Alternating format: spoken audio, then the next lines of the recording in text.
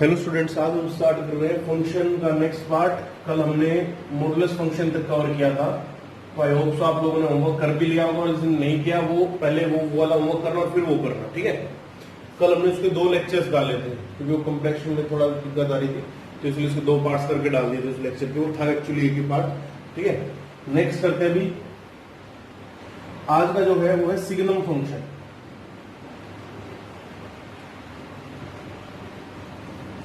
Signum function क्या कहता है? सिग्नम फंक्शन की स्पेशलिटी है, ये फंक्शन होता है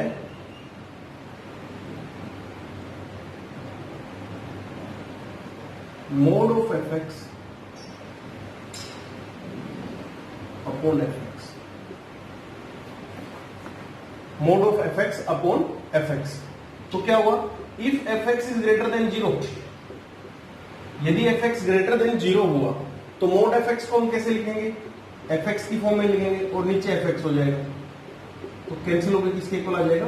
1 के इक्वल आ जाएगा, ठीक है। और if F x is less then 0 तो मोड एफ एक्स कैसे खोले? ओपन होगा minus of F x upon F x, तो कैंसिल होकर क्या आ जाएगा? माइनस ऑफ 1 आ जाएगा। क्लियर हुआ? और यदि एफ एक्स इक्वल टू 0 हुआ तो क्या हो जाएगा? तो ये फंक्शन ही स्पेशली डिफाइंड होता है, एफ एक्स इक्वल टू 0 के ऊपर 0 ही रहेगा, ये डिफाइंड होता है, ठीक है। कि एफ एक्स की वैल्यू 0 हुई तो 0.0 नहीं लिखेंगे, इसलिए इनको इसको स्पेशली डिफाइन किया गया है, ठीक है जी। तो इसकी रेंज में, इसके आउटपुट में सिर्फ और सिर्फ 3 ही एलिमेंट होंगे, -1, 1 और 0। मतलब जो इसकी रेंज होगी स्पेसिफिकली, अगर मैं उसकी बात करूं तो 3 एलिमेंट्स होंगे, -1, 1 और 0। ये करली ब्रैकेट इसलिए लगाते हैं तो स्पेसिफिक पॉइंट्स को लिखना होता है, सेट में पढ़ा भी था हमने, ठीक है। ठीक, तो इसको बोलते हैं सिग्नम फंक्शन। इसको क्या बोलते हैं? सिग्नम फंक्शन बोलते हैं फंक्शन को। कहीं आपको ये बोलते हैं कि फॉर एग्जांपल ये लिखा होगा कि signum of x, signum of x बताना है तो मोड एक्स अपॉन एक्स। अच्छा, कई जगह पे mode F x upon F x भी लिखा था और F x upon mode of F x भी लिखा होगा, एक ही बात है। ऐसा लिख देंगे, ऐसा लिख देंगे, कोई इफेक्ट नहीं होगा फंक्शन के ऊपर, ठीक है। जैसे अगर ये लिखा हो ना सिग्नम ऑफ एक्स, इसका मतलब mode of x upon x, ठीक। इसमें किसी भी सिग्नम फंक्शन में केवल 3 ही आउटपुट होंगे, -1, 1 और 0। ये नेगेटिव के लिए, ये पॉजिटिव के लिए और ये 0 के लिए, ठीक है। तो इसलिए इसका ग्राफ अगर देखना चाहो आप with respect to x axis तो इस टाइप का बनेगा।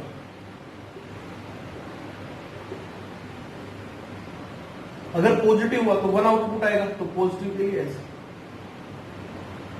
ये ओपन सर, ये देखना ओपन डॉट है ये, ठीक है। ओपन डॉट इसलिए क्योंकि x इक्वल टू 0 के ऊपर पॉइंट है और यहां पे ये डार्क कर दी मैंने, इसका मतलब x इक्वल टू 0 पे ये 0 रहेगा और 1 पे ये ऐसे, ठीक, माइनस। तो 3 पॉइंट्स होंगे। 1 व्हेन x इज पॉजिटिव, देखो पॉजिटिव के लिए कोई भी x की वैल्यू उठा दो, इसकी वैल्यू हमेशा क्या रहेगी? 1 रहेगी। नेगेटिव के लिए कुछ भी ले लो, फंक्शन किसी टाइप का -1 रहेगी, राइट x इक्वल टू 0 पे 0 रहेगी। ये ओपन डॉट्स है, ठीक है।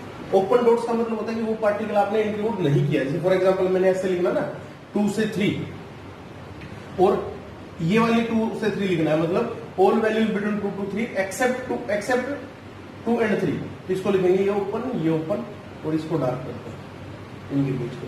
अगर इसको इंक्लूड करना है, मतलब 2 से 3 ऐसे इसको इंक्लूड करके चलना है तो 2 से 3 इसको भी डार्क कर देंगे, इसको भी डार्क सर्कल और फिर इसको ऐसे, मतलब जो पार्टिकल इंक्लूड नहीं करना उस पर ऐसे करेंगे तो ऊपर वाला पोर्शन करेंगे, ठीक है। तो ये चीज है, ठीक। अब नेक्स्ट क्या था अपने पास? ये सिग्नम फंक्शन था, तो इसकी रेंज में 3 एलिमेंट्स होंगे, -1, 0 और 1। और जो डोमेन होगी वो with respect to f x या एक्स निकाल लेंगे, सभी होगी क्योंकि 0 पे भी होगा, तो domain belongs to real number और वो। फॉर एग्जाम्पल आपने ऐसे पूछा, find the signum of x -2।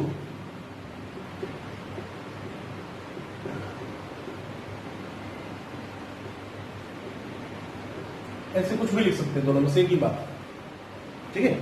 तो इस टाइप से मतलब आप इसको लिख सकते हैं, ठीक। Domain belongs to real number and range belongs to -1, 0 and 1, only 3 points, ठीक है। ये था इसका। अब नेक्स्ट और जो आज का इंपॉर्टेंट टॉपिक भी है वो आता है ग्रेटेस्ट इंटीजर फंक्शन। क्या आता है? Greatest integer function.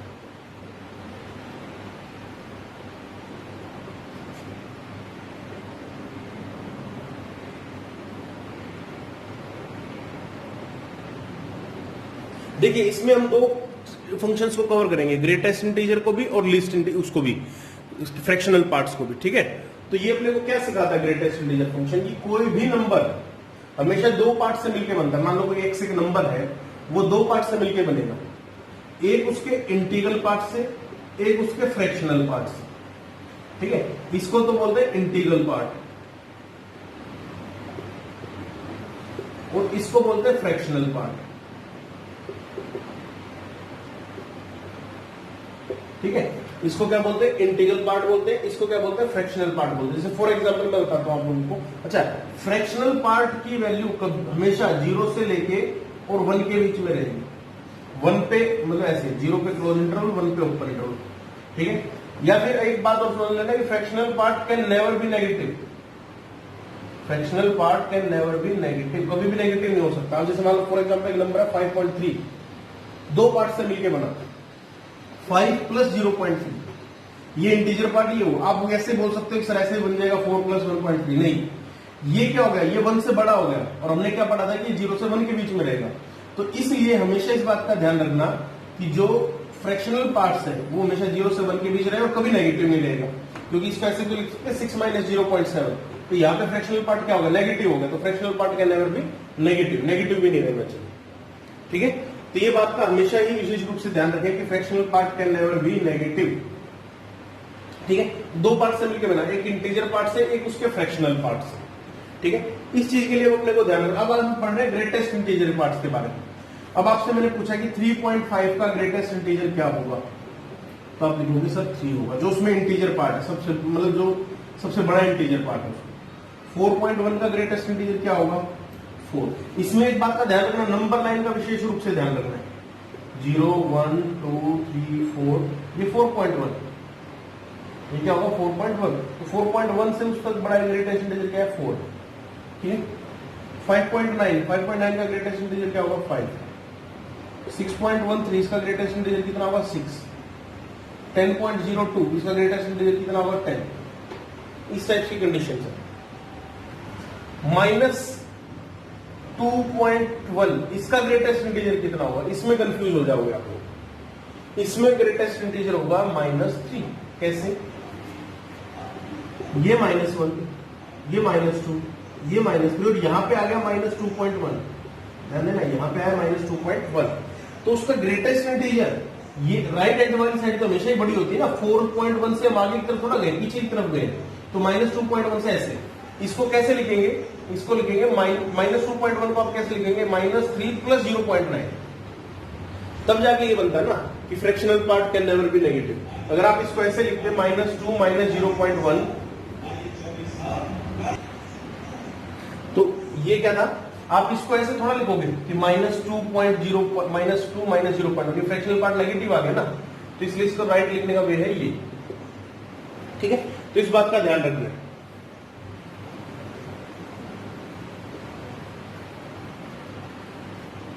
क्या ध्यान रखना है कि -2.1 था, तो उसका ग्रेटेस्ट इंटीजर क्या होगा, -3 प्लस 0.9, तो ग्रेटेस्ट इंटीग्रल पार्ट कितना हो गया, -3। -4.7 का ग्रेटेस्ट इंटीजर कितना हो गया, -5 प्लस 0.3, -5 हो गया। -1.1 का ग्रेटेस्ट इंटीजर कितना हो गया, -2 प्लस 0.9, तो ये -2 हो गया। मतलब नेगेटिव में एक जो यहां पे लिखा उससे एक इस साइड में। अच्छा, 5 का ग्रेटेस्ट इंटीजर कितना होगा, तो खुद इंटीजर है तो 5 ही रहेगा, इसमें कंफ्यूज मत होना। -7 का ग्रेटेस्ट इंटीजर कितना होगा, -7 ही होगा। 0 का ग्रेटेस्ट इंटीजर कितना होगा, 0 ही होगा, ठीक है। तो हम इसका क्या कर लेते हैं, एक बार ग्राफ देखते हैं कि ग्राफ क्या कह रहा है आपने। y equals to greatest integer of x का कर्व बनाना है अपने को।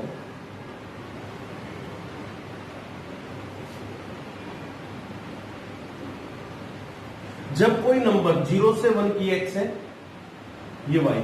जब कोई नंबर 0 से 1 के बीच में रहे, क्या करें, नंबर जब 0 से 1 के बीच में रहे तो उसका इंटीग्रल पार्ट भी क्या होगा, उतना ही होगा, कितना, 0। जैसे फॉर एग्जांपल 0.1 है, 0.1 का ग्रेटेस्ट इंटीजर कितना होगा, 0.1 ही होगा। फिर 0.4 है, 0.4 का ग्रेटेस्ट इंटीजर कितना होगा, 0 ही होगा। तो कोई नंबर अगर 0 से 1 के बीच में, तो उसमें इंटीग्रल पार्ट 0 रहेगा। उसको कैसे शो करोगे, उसको ऐसे शो करोगे,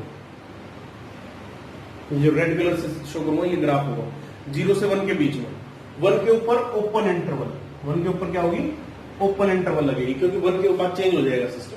जैसे अगर 0.9 देखो उसका ग्रेटेस्ट इंटीजर भी कितना होगा, 0 होगा। 0.4 देखो उसका ग्रेटेस्ट इंटीजर भी कितना होगा, 0 होगा। ठीक है, तो इसलिए इसमें ये वाली कंडीशंस होंगी। अब जैसे ही नंबर 1 से जंप किया 1 से 2 के बीच में, ठीक है, 1 से 2 के बीच में, 1 से 2 के बीच में कैसा रहेगा नंबर,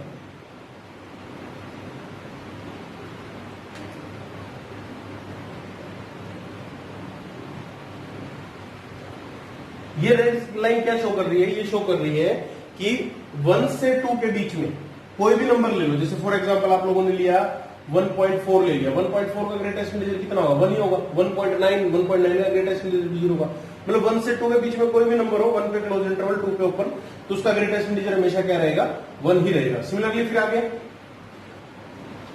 अगर 2 से 3 के बीच में नंबर है तो उसका ग्रेटेस्ट इंटीजर कितना होगा,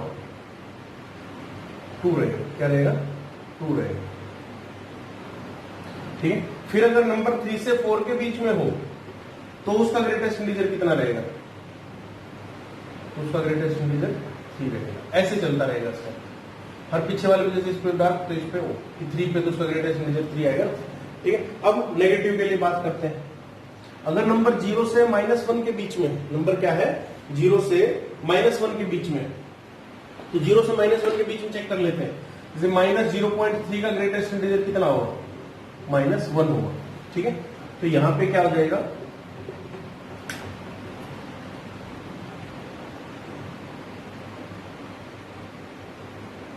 -1 होगा। ठीक है, -1 से -2 के बीच में ग्रेटेस्ट इंटीजर कितना होगा, वो -2 होगा।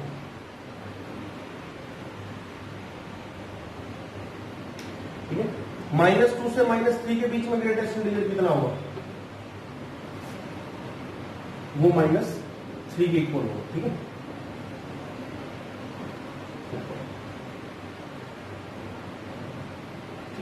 तो इस टाइप से ग्राफ बनते हैं।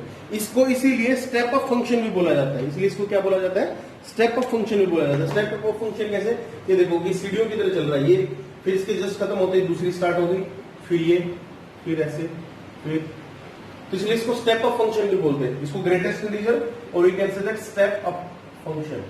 स्टेप मतलब सीढ़ियां, अप मतलब अपवर्ड डायरेक्शन में। ठीक है,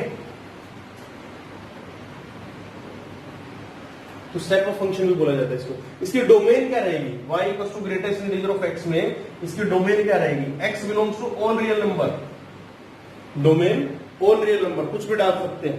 ठीक है, और साथ ही साथ में रेंज क्या रहेगी, इंटीग्रल पॉइंट्स। i मतलब इंटीजर पॉइंट्स, पॉजिटिव और नेगेटिव। देखो इसकी रेंज में हमेशा इंटीजर पॉइंट्स ही तो आएंगे, -1 -2 -3 1 2 3 4 5 ऐसे इंफिनिटी तक नीचे नहीं। ठीक है, सिर्फ और सिर्फ इंटीजर। ये बात समझ में आ गई। ठीक है, तो अब इसके बारे में और कुछ पढ़ते हैं। ये तो इसका ग्राफ हो गया कि y equal to greatest integer of x, मतलब इस टाइप से होगा। ठीक, अब इसको जनरलाइज करने की उसमें कुछ सोचते हैं कि जनरलाइज करके इसके पॉइंट ऑफ में इसकी क्या क्या प्रॉपर्टीज का हम पता लगा सकते हैं। पहली बात क्या कह रही है अपने को कि ग्रेटेस्ट इंटीजर ऑफ x को x लिख सकता हूं if x belongs to integer. Integer के 2 सिंबल होते हैं, i भी होता है और z भी होता है। इस बात का ध्यान रखें, i से भी डिनोट कर सकते हैं और z से भी डिनोट कर सकते हैं। ठीक है, और क्या लिख सकते हैं,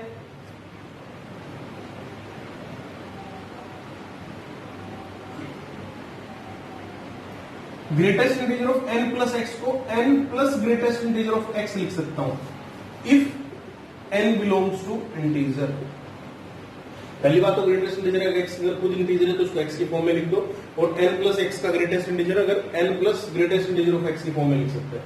और जैसे फॉर एग्जांपल ये लिखा कि 5 प्लस 2.3, इसको आप लिख सकते, इसका वैसा आंसर क्या होगा, 7.3 का ग्रेटेस्ट इंटीजर दैट इज 7। ठीक है, आप इसको कैसे लिख सकते हो, मान लो ऐसे दिया 5 प्लस 2.3 का ग्रेटेस्ट इंटीजर। ठीक है, तो 5 प्लस ग्रेटेस्ट इंटीजर ऑफ 2.3। ठीक, तो 5 प्लस 2.3 का ग्रेटेस्ट इंटीजर 2, तो 7 ऐसे लिख सकते हैं। नेगेटिवली चेक कर लेते हैं, मान लो कि 5 माइनस 2.3 लिख लेते हैं। 5 माइनस 2.3 कितना होगा 3.3। 3.3 का ग्रेटेस्ट इंटीजर कितना होगा 3। और वैसे 5 माइनस 5 प्लस कैसे हो जाएगा ना 5 प्लस माइनस ऑफ 2.3, ठीक है। इसका ग्रेटेस्ट इंटीजर कितना होगा, अच्छा ये माइनस बाहर की तरफ आएगा, ठीक है। 5 माइनस 2 तो 5 माइनस 2 दैट इज 3। तो ऐसे लिख सकते हैं इसको, तो ऐसे सेपरेट कर सकते हैं। कहने का मतलब सिंपल सी भाषा में ये है, ठीक है। नेक्स्ट हम क्या कह रही है, नेक्स्ट प्रॉपर्टी इसी में, नेक्स्ट प्रॉपर्टी कह रही है कि अगर greatest integer of minus x है तो इसको minus times of greatest integer of x लिख सकते हैं, ठीक है। Greatest integer of minus x है, इसको minus times of greatest integer of x लिख सकते हैं if x belongs to integer. जैसे -5 का ग्रेटेस्ट इंटीजर है, इसको minus times of greatest integer of 5 लिख सकते हैं। केवल और केवल कब, तभी जब ये इंटीजर है। ये ध्यान दिला दो आप लोगों को, ये प्रॉपर्टी इसीलिए बता रहे हैं छोटी छोटी क्योंकि क्वेश्चन में यूज होता है, ठीक है। कि minus times of greatest integer of x है, उसको माइनस बाहर निकालेंगे, ग्रेटेस्ट इंटीजर ऑफ एक्स लिख सकते हैं, ठीक है। अब नेक्स्ट क्या है कि अगर ग्रेटेस्ट इंटीजर ऑफ एक्स की value greater than equal to N बता दी, where N belongs to integer. अब यहां पे बात में देखना क्या होगा, यहां से मेन इंपॉर्टेंट चीज स्टार्ट हो गई है कि ग्रेटेस्ट इंटीजर ऑफ एक्स अगर greater than equal to n बोला गया है तो एक्स की वैल्यू, और एन क्या है इंटीजर है, तो एक्स की value greater than equal to n रहेगी। एक्स की वैल्यू क्या रहेगी, greater than equal to n रहेगी। फॉर एग्जाम्पल जैसे आप लोग बोला greatest integer of x is greater than equal to 5, तो एक्स की value greater than equal to 5 ही रहेगी। वही वैल्यू इसको हमेशा सेटिस्फाइड करेगी। क्यों, 5 डालोगे तो 5 आ गया, 5.1 पे 5 आ गया, 5.2 पे 5 आएगा, और 6 पे फिर आगे ग्रेटर हो ही जाएगा। अगर 4.99 डालोगे तो इसको सेटिस्फाइड करेगा नहीं। 4.99 डाल दिया, मान लो 4.99 का ग्रेटेस्ट इंटीजर कितना होगा 4 होगा। क्या 4 is greater than equal to 5 है, नहीं, ठीक है। तो यहां पे क्या आ जाएगा, x is greater than equal to 9, n belongs to integer. और अब अगर greatest integer of x is greater than n है, n belongs to integer, simple सी बात है, ठीक है। नेक्स्ट क्या कह रहा है कि अगर greatest integer of x is greater than n है तब x is greater than equal to n plus 1। x is greater than equal to n plus 1, n belongs to integer. जैसे मान लो कैसे बोल दिया कि greatest integer of x is greater than 5 है, ठीक है। Greatest integer of x is greater than 5 है, तो x की वैल्यू क्या होगी, x is greater than equal to 6। क्यों, क्योंकि अगर 5.9 भी रहा तो उसका ग्रेटेस्ट इंटीजर कितना आ जाएगा 5, और 5 इज इक्वल टू 5 होता है, जो कि सही नहीं है, ठीक।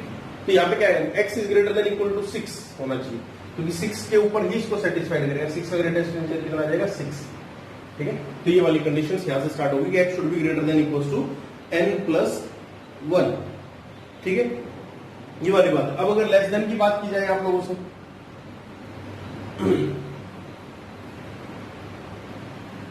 ये प्रॉपर्टीज आपको याद रखनी है।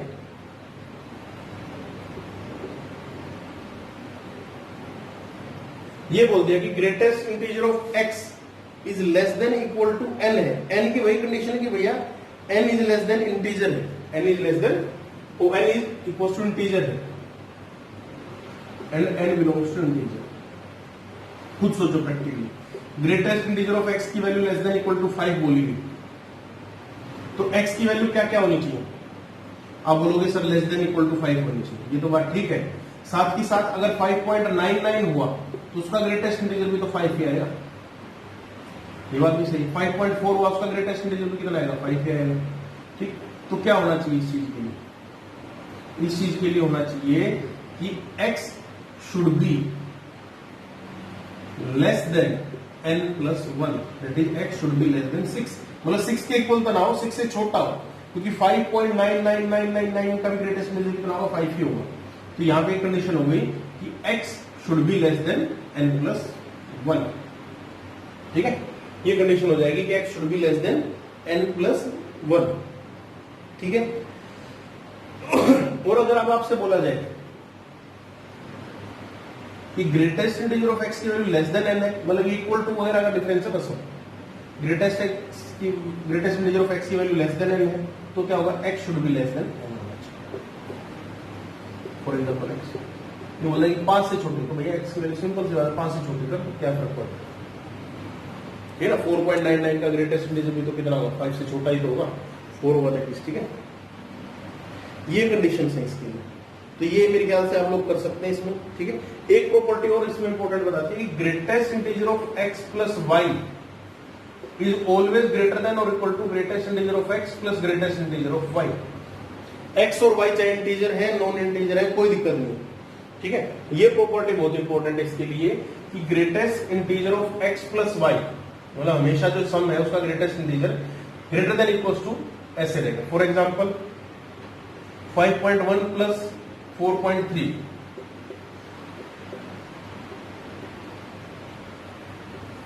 ये कितना होगा, 9.4 का ग्रेटेस्ट इंटीजर कितना होगा, 9, ये 5 प्लस 4 इक्वल है, कोई प्रॉब्लम नहीं, ठीक है।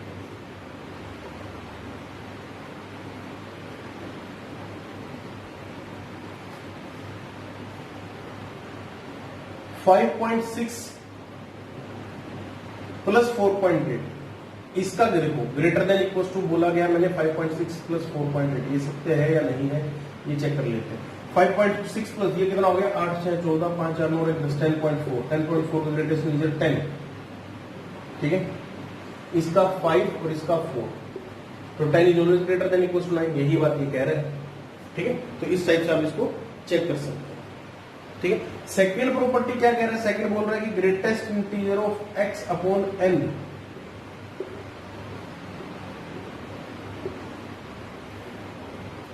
ये रहेगा। x और n कुछ भी हो सकते हैं, रियल नंबर, इंटीजर होना कोई जरूरी नहीं है। मतलब आप किसी का इंटीजर करके उसको डिवाइड करें, फॉर एग्जांपल x की वैल्यू 4.1 ले लेते हैं और y की वैल्यू n की वैल्यू अपन 2 ले लेते हैं, 2 पॉइंट समथिंग भी ले सकते हैं, मतलब कैलकुलेशन इसी करने के लिए किया। 4.1 का ग्रेटेस्ट इंटीजर अपॉन n मतलब 2,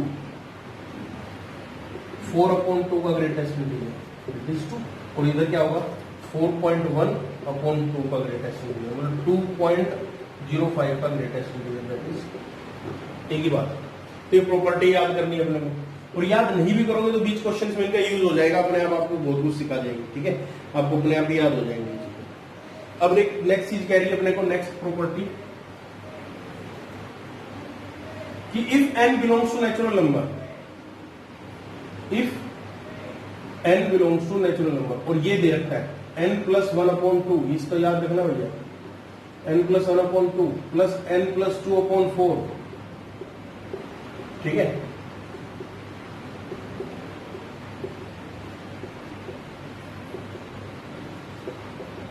वो किसके इक्वल होगा, n के ही इक्वल होगा, ठीक है। 1/2 2/4 4/8 8/16 ऐसे करते मान लो इनफाइनाइट किया जा रहा है, तो भी वो किसके इक्वल होगा, n के इक्वल होगा, ठीक है। और एक ये प्रॉपर्टी है कि greatest integer of x plus greatest integer plus 1/n,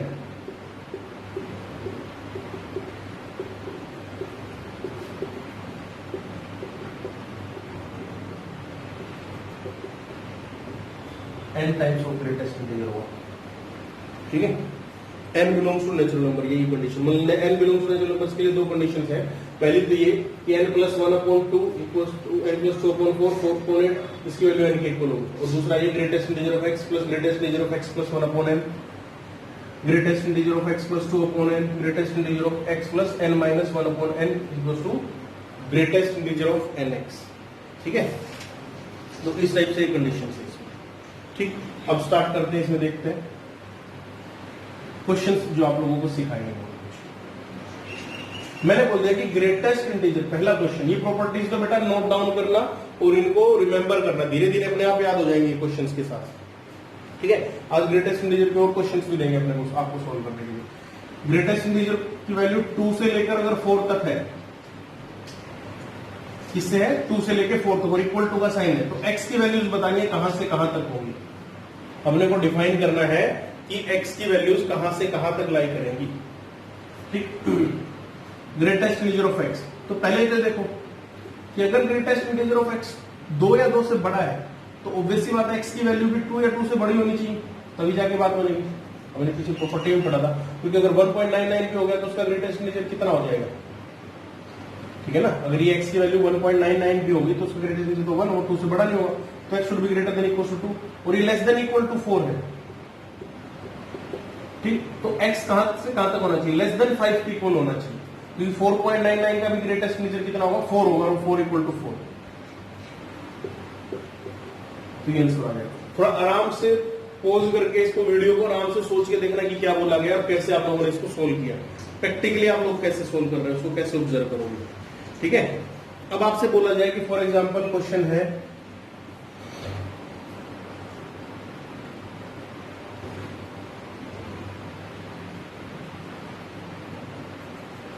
अच्छा, एक क्वेश्चन और देखते हैं पॉजिटिव में। x की वैल्यू 5 से लेकर और 10 तक दे दी, ग्रेटेस्ट इंटीजर ऑफ x की। ठीक है, आपको बताना है कि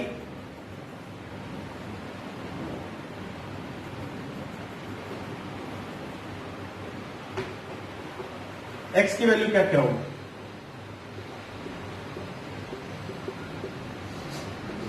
Greatest integer of x lies between 5 to 10 and you have to find that the values of x, x की वैल्यू क्या क्या हो सकती है।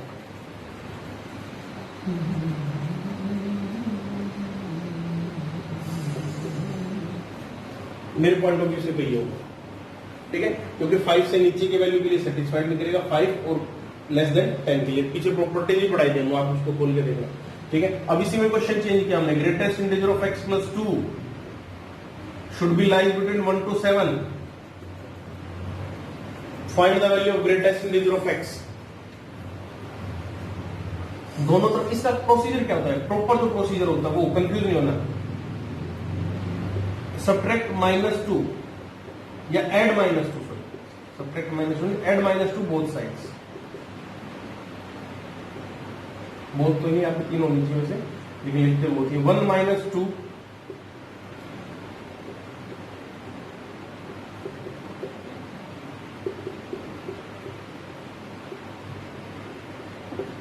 अब ये हो गया।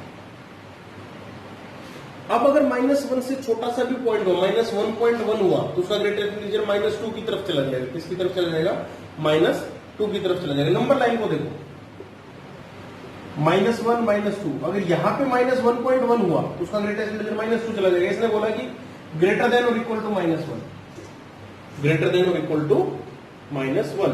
तो x की वैल्यू कहां से कहां तक, -1 से लेकर, और ये अपने को पता है, इसमें कंफ्यूजन रहता ही नहीं, 6।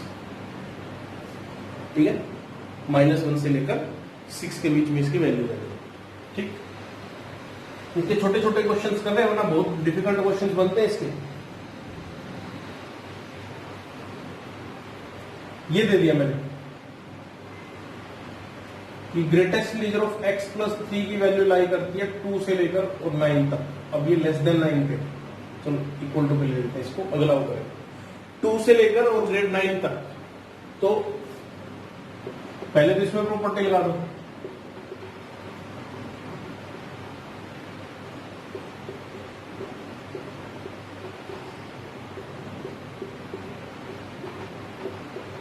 सिंपल सी बात, हम इसको ऐसे सोल्व कर सकते।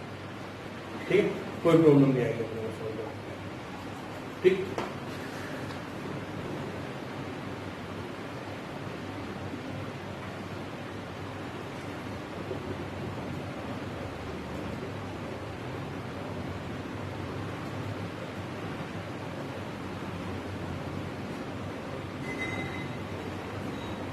तो ये 5 से लेकर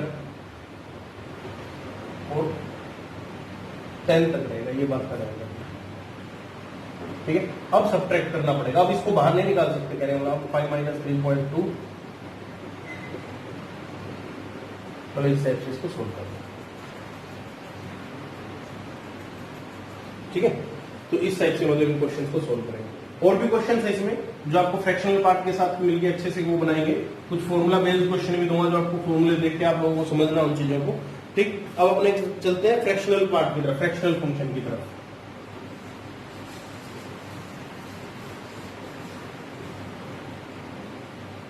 कि भैया फ्रैक्शनल फंक्शन क्या कहता है। फ्रैक्शनल फंक्शन इसी का पार्ट है। देखो भैया, एक नंबर 2 पार्ट से मिलकर बना था, x equals to greatest integer of x plus fractional part of x। Fractional part can never be negative. Fractional parts की वैल्यू 0 से 1 के बीच में लाई करती है। 0 हो सकती है लेकिन 1 नहीं हो सकती, मतलब ऐसे। क्लोज टू 0 ओपन टू 1, ठीक है। तो फ्रैक्शनल पार्ट ऑफ एक्स को आप लोग कैसे शो करते हो, ऐसे शो करता हूं, x minus greatest integer of x. इस बात का विशेष रूप से ध्यान रखना, बहुत जगह काम आएगा। फ्रैक्शनल पार्ट ऑफ एक्स को हमेशा x minus greatest integer of x के पॉइंट ऑफ व्यू से ही शो करते हैं, ठीक है। अब देखो, अगर नंबर 0 से 1 के बीच में लाई करता है, x बिलोंग्स टू 0 टू 1, मैं कहता हूं कि x बिलोंग्स टू 0 टू 1, 0 पे क्लोज 1 पे ओपन, x फ्रैक्शनल पार्ट नहीं x, तो क्या होगा उस टाइम पे ग्रेटेस्ट इंटीजर ऑफ x कितना होता है, 0 होता है। If x belongs to 0 to 1 then greatest integer of x is equal to 0। So we can write from this equation कि x minus 0 is equal to fractional part of x, कि x is equal to fractional part of x। इसको curve में बनाऊंगा अभी, x की वैल्यू fractional part of x की equal रहेगी।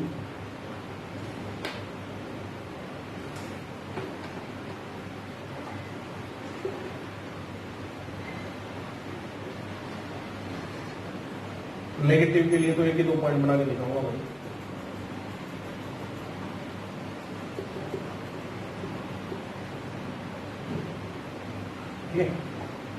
कि 0 है तो फ्रैक्शनल पार्ट भी 0, 0.1 है तो फ्रैक्शनल पार्ट भी 0.1 ही रहेगा, क्योंकि उसमें वही रहेगा।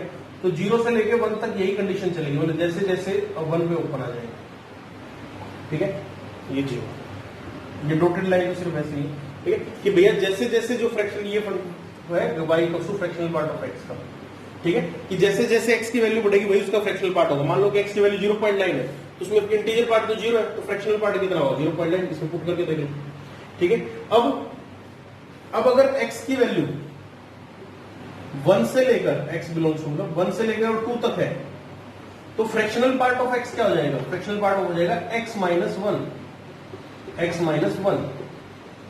कैसे, अगर मान लो कि 1 है, 1 माइनस 1 0, मतलब 1 का फ्रैक्शनल पार्ट कितना होगा, 1 तो प्योर इंटीग्रल पार्ट है, उसमें फ्रैक्शनल पार्ट 0, फिर से यही लाइन बन जाएगी, ठीक है। कैसे, 1.2 माइनस 1 जैसे 0.2, मतलब 1.2 के ऊपर वही आ रहा है जो 0.2 के ऊपर आ रहा था, 0.2, 1.3 पे भी 1.8 है फॉर एग्जांपल, 1.8 का फ्रैक्शनल पार्ट अभी कितना होगा, 0.8 होगा, ठीक है ना। तो इस टाइप से कर ले। अब ये 2 से 3 तक ऐसे हो जाएगा, 3 से 4 तक ऐसे। अब 0 से -1, -1 से 0 मतलब ऐसे, इस टाइप से। कैसे, अब मैं समझाता हूं। अगर x की बिलोंग्स टू -1 टू 0, x क्या है 0 से -1 से 0 के बीच में फॉर एग्जांपल, तो ये क्या होगा, x और उसका ग्रेटेस्ट इंटीजर कितना होगा, -1, इसका ग्रेटेस्ट इंटीजर कितना, माइनस प्लस 1, तो x plus 1 equals to fractional part of x। अब x की फ्रैक्शनल पार्ट, x की वैल्यू है -0.1, तो उसका fractional part -0.1 plus 1 that is 0.9। वही तो बोला था फ्रैक्शनल पार्ट कभी नेगेटिव नहीं हो सकता। तो ये देखो -0.1 तो इधर की तरफ लाई करेगा, उसका फ्रैक्शनल पार्ट 0.9, ठीक है। तो इस टाइप से लाइन बनेगी, -2 के लिए भी इस टाइप से बनेगी, यहाँ पे ओपन के लिए, यहाँ पे क्लोज, ठीक।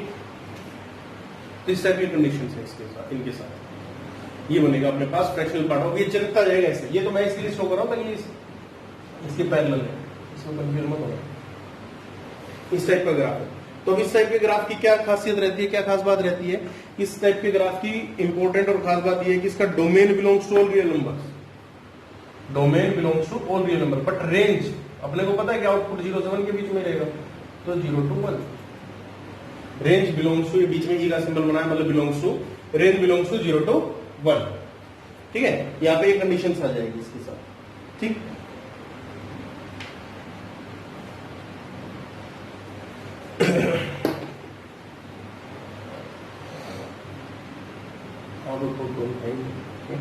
अब नेक्स्ट करते हैं, और इसी में कुछ पढ़ते हैं इसकी प्रॉपर्टीज के बारे में।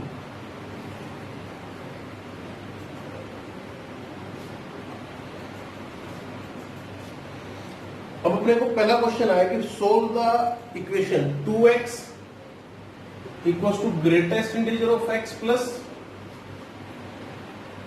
Fractional part of x। 2x is equals to greatest integer of x plus fractional part of x। तो क्या होगा 2x, ये greatest major plus fractional part में क्या बना देते x बना देते ना, तो ये होगा। अब इसको कॉमन निकाल लो, 2x minus x, x is equal to 0, मतलब ये सिर्फ और सिर्फ इसमें सेटिस्फाइड करेंगे, x इक्वल टू 0 की इक्वेशन को भी अपने पास सेटिस्फाइड करेंगे, ठीक है, ये बात आ गई इसमें। अब और क्या होगा इसमें, अगर मैं आपसे पूछता हूं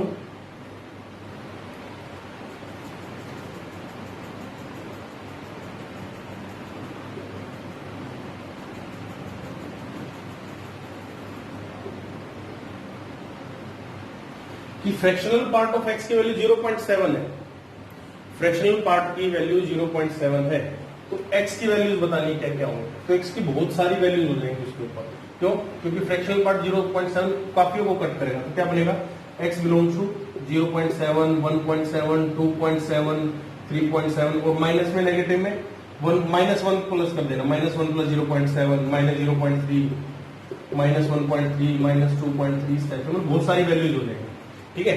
तो आज अपने को क्या करना है, एक फ्रैक्शनल पार्ट्स के बारे में देखना है, अपने को इसके बारे में पढ़ना है, ठीक है।